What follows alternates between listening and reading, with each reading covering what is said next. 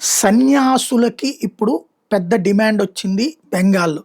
ఉత్తరప్రదేశ్ తరహాలోనే సాధు సంతుల్ని ఇప్పుడు అక్కడ ఎన్నికల్లో దించుతున్నారు. ఉత్తరప్రదేశ్‌లో ఫలించిన ఎన్నికల వ్యూహాన్ని పశ్చిమ బెంగాల్ అమలు చేసేందుకు బీజేపీ ప్రయత్నిస్తోంది. సన్యాసులు, పూజారులు, ఆధ్యాత్మికవాదులను ఎన్నికల బరిలో దించుతోంది.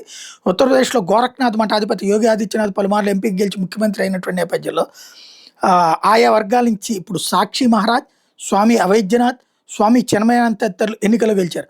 బెంగాల్లో ఆధ్యాత్మిక రంగానికి చెందిన పలువురికి ఇప్పుడు బీజేపీ టిక్కెట్లు ఇచ్చింది.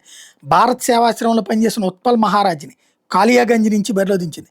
గత ఎన్నికల్లో ఇక్కడ బీజేపీ నుంచి 94,000 పైచీలకు ఓట్ల భారీ మెజార్టీతో నెగ్గి తృణమూల్ కాంగ్రెస్ చేరిన సోమన్ రాయ్తో ఉత్పల్ పోటీ పడే అవకాశం ఉంది. ఉల్బేరియా సౌత్ నుంచి స్వామి మంగళానంద పూరికి బీజేపీ టికెట్ ఇచ్చింది. తృణమూల్కి చెందిన పులోక్ రాయ్తో ఆయన తలపడబోతున్నారు. మఠాలు, ఆశ్రమాలకు ఆదరణ బాగా ఉండే నవద్వీప్ నుంచి శ్రీ శృతి శేఖర్ గోస్వామిని బీజేపీ బరిలోకి దించింది. బెహలాపూర్బా నుంచి సునీల్ మహారాజ్ పోటీలో ఉన్నారు. హన్సన్ నుంచి చారిత్రక తారాపేట ఆలయ పూజారి నిఖిల్ బెనర్జీ పోలీకి టికెట్ ఇచ్చింది. వీటిలో చాలా వరకు తృణమూల్ సిట్టింగ్ స్థానాలు అన్నమాట.